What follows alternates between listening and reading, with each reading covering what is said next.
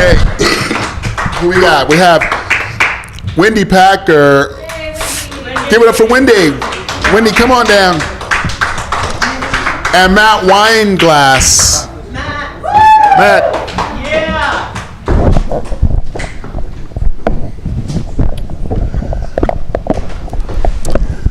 And what is your girlfriend's name again? Her name is Alameda Karate. Alameda. Yes. Alameda. I want you to be in this too. As a matter of fact, if you don't mind, actually, I was going to have Wendy co-host this segment because she's going to sit. She's going to take my seat. So, if you don't mind co-hosting this segment, Wendy. No, I don't mind at all. You got questions, right? I got questions, I got answers, you name it. Okay, cool. And you got questions too, right? Of course. Okay. All right. So, come on in here, love. Oh, wow. Oh, I get the middle seat. You get the middle seat. All right. Exciting. I feel super official. It's all you. Hey. Hi. Hi. Hello, I'm Wendy. Alameda. Hi, nice to meet you. to meet you. Hello. Hi, Wendy. Matt. Matt, nice to meet you. Nice to meet you. Thanks a lot. Yeah. This is fun. Steve, what am I co-hosting? We're talking about fashion over 50, maybe? You can talk about whatever you want to talk about, baby. It's your show. I'd like to ask you, actually, about please. your line. So you have a clothing line?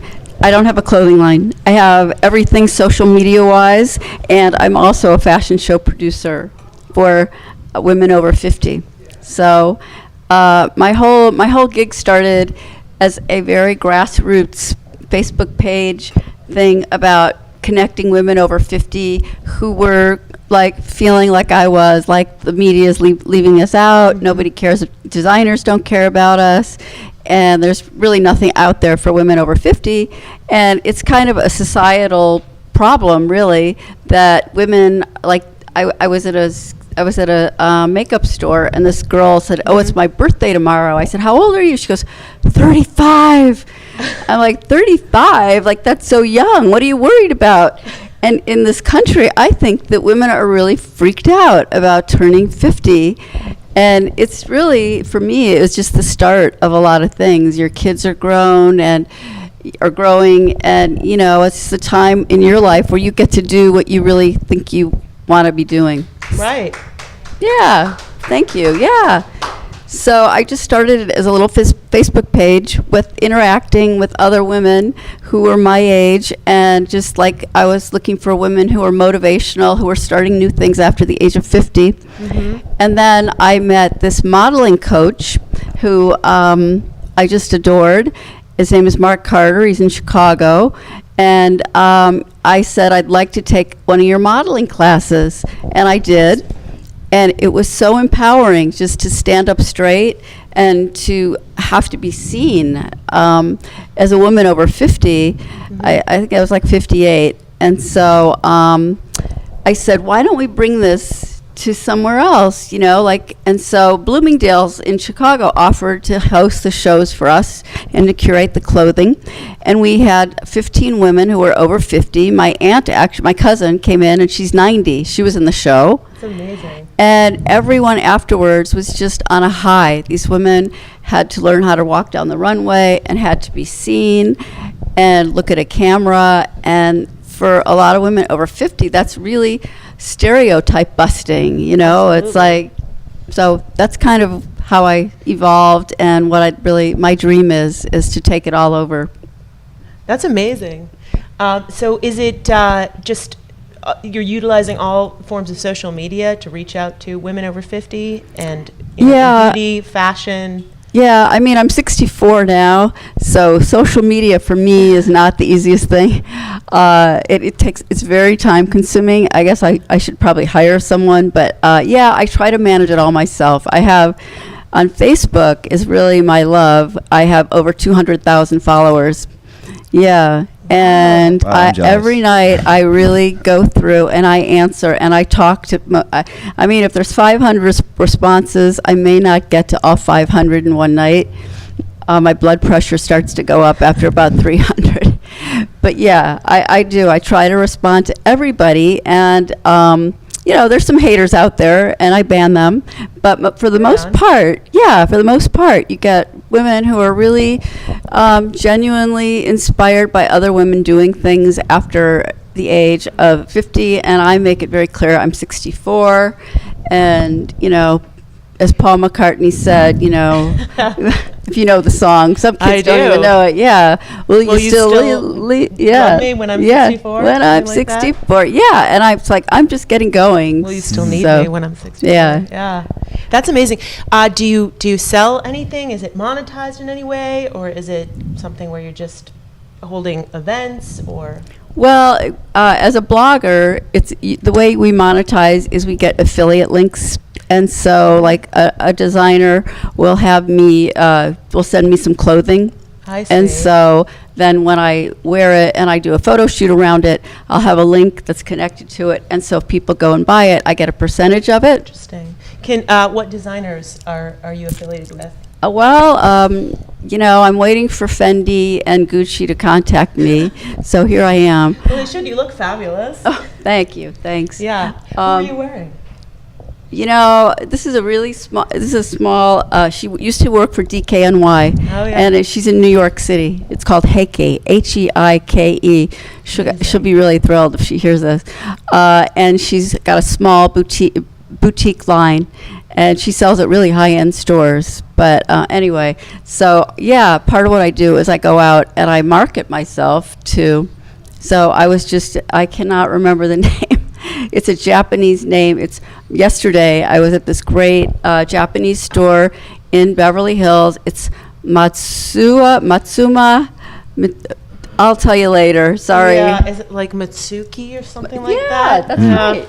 How do you know I that? don't know. I hang out in Beverly Hills, obviously. Yeah, I guess. Well, she put me in the same dress that Katy Perry was wearing the night before. I bet you looked better in it. Thank you. Well, Katy Perry had it all bunched up, and I had it kind of more Classy. Yeah, but I've done Yeah, for yeah. Lafayette 148. I've done for Soft Surroundings. I've done for a lot of people who are really kind of geared for over 50 women. That's amazing. But I'm waiting. I'm waiting to do Gucci, and I'm waiting for them to find our generation. Absolutely. And especially now that, everyone, no matter, what age, ethnicity, area of the world they're in, we have a voice on social media.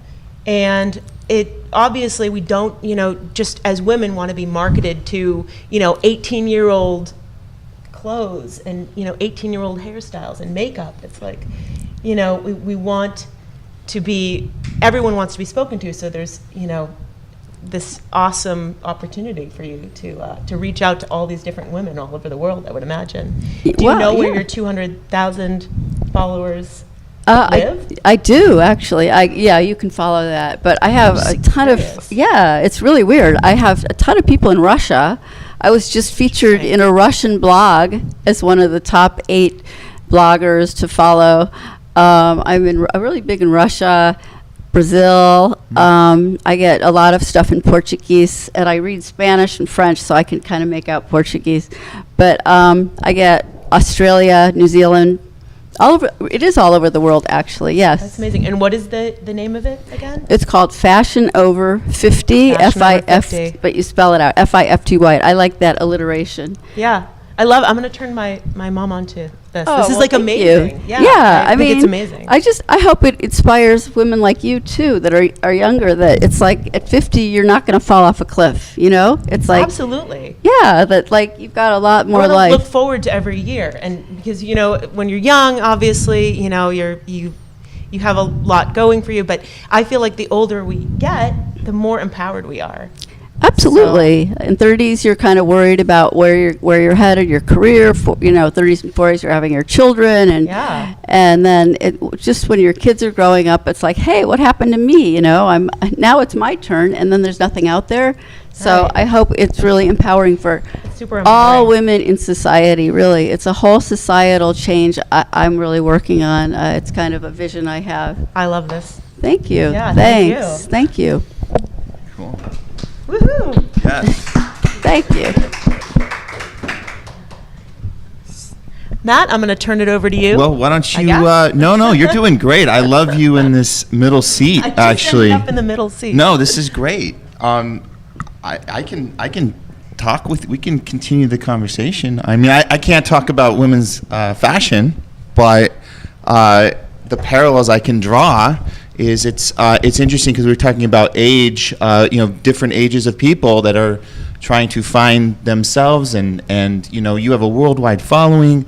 I feel like we're in a great town here in LA to be able to bring a whole bunch of diversity together, and using social media connect people around the world and whatever our ventures are. Obviously, LA is a place for actors and artists, all sorts of artists to come and figure out who they are. And I think that we're tapping into so many different opportunities of bringing people together, getting their voices heard. So I'd like to talk a little bit about the Sherwood Players community that we've put together. It's all sorts of ages, and so where we met our friend Steven at our last event. Steven. We did a workshop, and we have all sorts of artists in this community come together. What I do is I teach people how to basically find their voice, whatever your passion is. Writing, directing, acting, all types of artists come together, and we figure out how to communicate our voices in whatever platform we're working in, and it's fascinating to me because people they identify themselves maybe with one thing that they're passionate about, and then when you get people together, you start to figure out they have interests in other areas as well. So we did a special documentary workshop Stephen came to. We were celebrating the idea that artists can, as filmmakers, right? You want to tell your stories, and films are so costly to make, and people run around town with their scripts, and they say, read my script. And I think that there's something about in today's day where you can take your iPhone and go out there and talk to people and find stories that are right there in front of you. And so what we've done is we found different ways we can tell these stories just by finding real people to talk on camera, and we can do that ourselves with our iPhone. So it's kind of fascinating. Some of the documentaries are in the works right now that we've been tapped into. So. Well, you should talk about the documentary that you just produced that won the biggest award at the Beverly Hills Film Festival. That's right. Tupamaro. We shot it in Venezuela over the course of 9 years. We finally finished the film. What's it about? It's about these group of revolutionaries. They're a leftist extremist gang in Venezuela, in Caracas. They've been existing for a long time. They're a biker gang. And the conflict in Venezuela, which has basically been getting worse and worse every year. This film was something where we were able to get into their private functions. They have arms meetings. We get in there. We talk to the leaders. They take us into their homes. They're serving dinner. They're talking about murdering people. It's pretty phenomenal what we got. We finally finished the film. We got it in the Beverly Hills Film Festival. We won Best Foreign Film. Great. And if that wasn't enough, we were about ready to go home and celebrate the Best Foreign Film. Right. We won the best film of the whole festival as well. Wow. So surprise. Yeah. So and we're fortunate to have just Ed Asner was our executive producer. Amazing to have him involved. He narrated our trailer. It's been pretty cool to see what we can do together. And what are you what projects are you moving forward with? Well, I don't know if we have time to talk about anything else. Well, we'll have to do that on the next podcast. But that has to wait. But you can go to SherwoodPlayers.com, the SherwoodPlayers.com, find out more about our community, and at Sherwood Players as well on Twitter, at Sherwood Players. Fantastic. Awesome. Thank you, darling. Thank you. You guys are wonderful. Wow, phenomenal. Thank you, Wendy, Matt.